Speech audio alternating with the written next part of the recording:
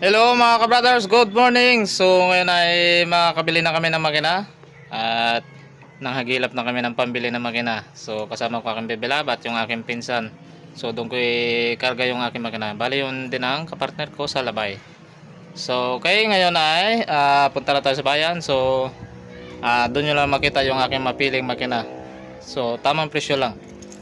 Alright.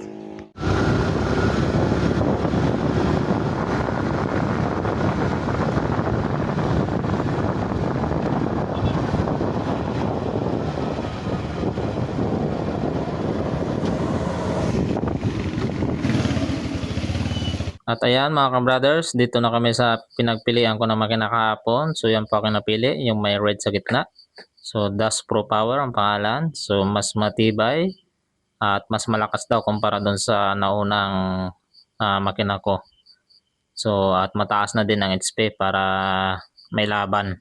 At bibilis pa na mahabol agad natin yung lutang. So ibang brand din yan yung kabila. So hindi po magtumba sa aking bangka at yan di Crodo. So doon ako sa di gasolina lang.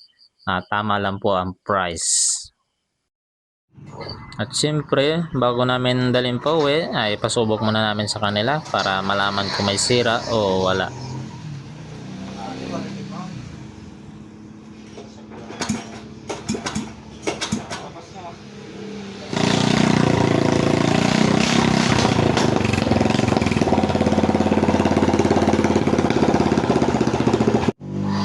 At yun na nga mga ka-brothers, good running or good condition, balutin na at iuwi na namin.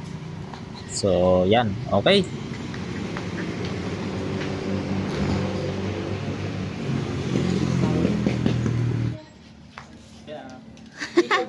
Excited na. At syempre, after nang makabili kami ng makina mga ka-brothers, ito naman yung bangka. Babaguhin namin. At hindi lang baguhin, may sira po ang unahan. Bali, nasira po sa tubig. Hindi po magandang klase ng kahoy. Kaya ngayon ay pa-repair din namin. So magre-repair din ay yung aking kano din sa Labay. Magaling po magpanday. Okay na sana. Kala ko wala nang ibang sira, magpintura lang ako. Yun pala, ito pa, yung sakit. Yung kahoy na dati, naglambot na po dito, nasira na, wala na pong kapit. Delikado po yun. Mas delikado dahil sa unahan, mapuputol yun, lalo kapag doon na kami sa laot. Buti nga, dito agad napansin yung paglinis namin. Ito ang ginawa ng aking pinsan, yung aking katimbang din sa online fishing. Itong pinabit niya, panday din kasi yun, magaling magbuha. So, ito na po, pinapaiga. So bukas pa po yan ang paglagay ng plywood. Mas mapaganda pero anti-saboy tayong lagyan dito para hindi tayo basang-basa ng alon. Ito rin pala yung buwan na tinalon nito na ginagawa na dito, malapit na matalon, September. Yan, ginalihan natin yung yung dating pintura para kumapit ang bago. Order sa Shopee.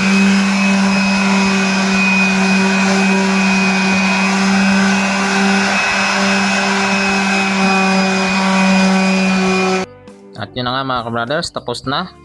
At kabit na lang yan sa taas na yan. And then, magpipintura na tayo after nyan. Siyempre, hindi lang yun mga ka-brothers, yung tarik ng aking bangka ay papalitan ko na din. Palitan ko ng tubo para mas maganda. Tapos na mga ka-brothers. So, balik ulit sa bangka. At pukusan ulit na matapos yon. And then, makabit niya ang bagong tarik. Tapos na po yung pinakita ko sa inyo nakaraan na giba ko siya. Ito na po ang result. Ito na po yung sabi purpose. Kasi laging nag-ano yung alat dito.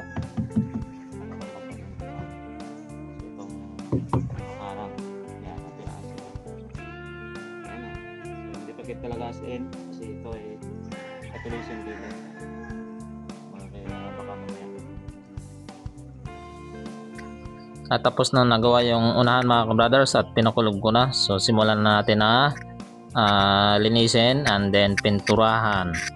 Ang kulay po niyan ay secret na lang, abangan nyo na lang. Isa po siyang bass yung color niya, maganda po. At yan na nga, pinapinturahan ko na mga kabrothers. So yan po ang color, yan po ang dating kulay ng bangka namin. So nagamit ako dyan ng sprayer kasi mas maganda ang kapit at flawless, mas makintab mga kabrothers. So madali lang po yan matapos mga kabrothers. Paspasan ang gawaan namin dyan kasi makahabol sa habulan ng lutang dahil patuloy pa rin po ang lutang dito sa amin. Yan po ang kalaban ng mga bangka, kalaban o sacrifice, kasi kapag nag-repair ka may mga magandang pahuli, kaya no choice, yan talaga, unahin mo talaga na maayos yung bangka bago yan ang pahuli. At yan na nga mga kabrothers, tapos na po ang pagpintura. Finishing na lang yan. Yan, ang ganda po ng kulay. Yan po ang dating kulay. Isa pong Roro Bass mga kabrothers. Yan po yung katig naman, yung timbangan.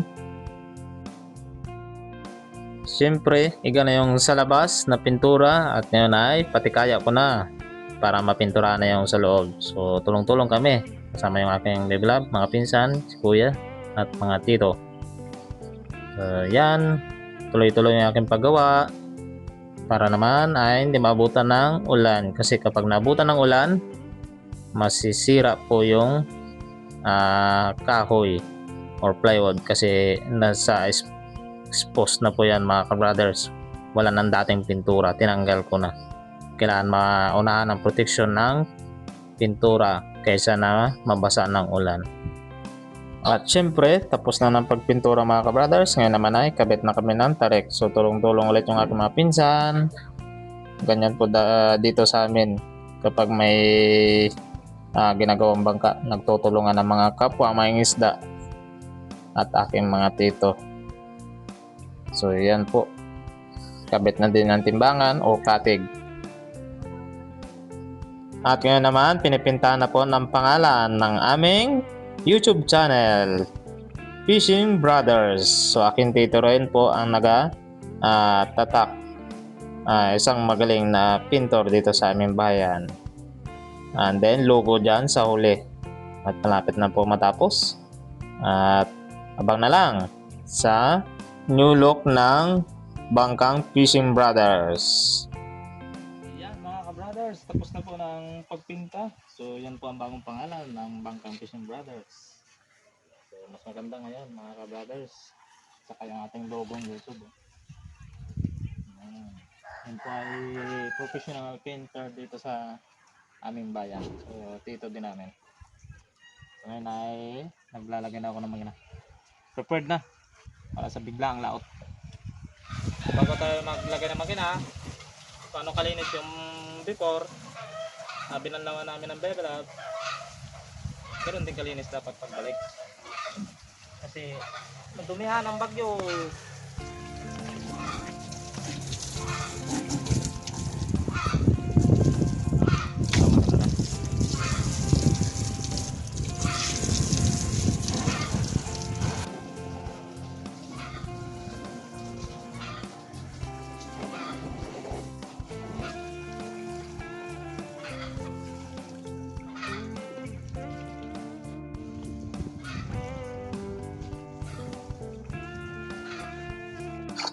At maglalagay na kami ng makina.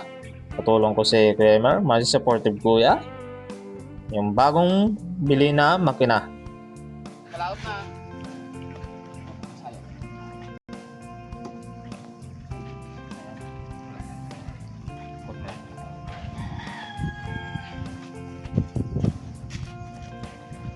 Pechi tapi pechi.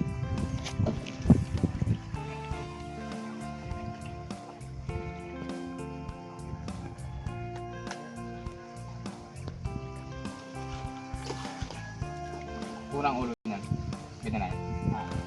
Ganda yan. Oo.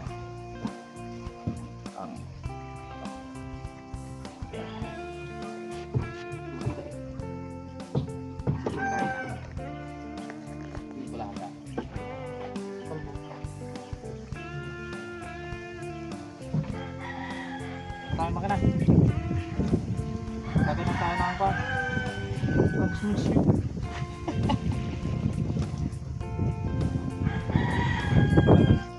Yan mga ka-brothers. Ayos na. Okay.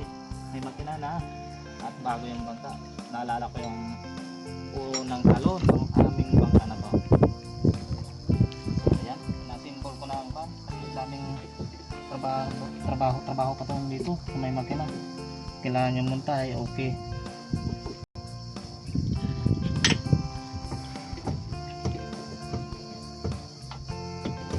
Mga brothers, pandarin natin magandang magandaan. Tayo ay umanod.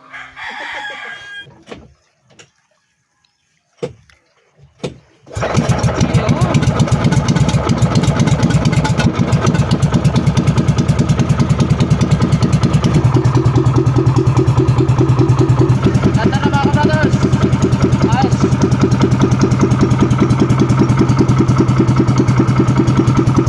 Mga brothers, i-trial na natin yung bagong tinta at bagong makina para malaman.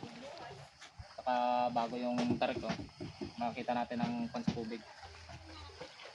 So, tingnan natin, baba natin ito. Andito si Bayaw, si Kuya. Tulong tayo, tulong. Taga-buhat. Ano doon ako sa...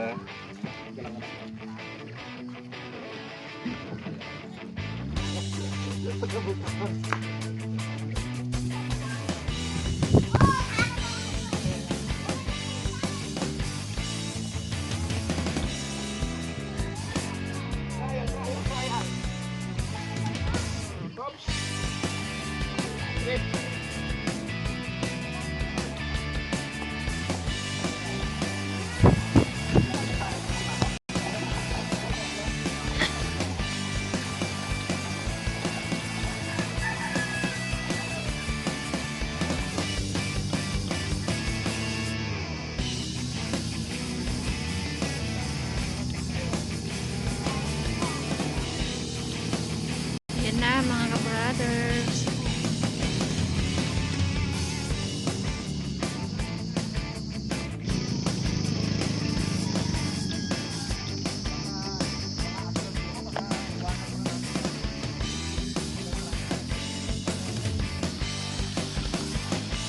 Akit ulit mga ka-brothers. Tapos na ang kanilang trial.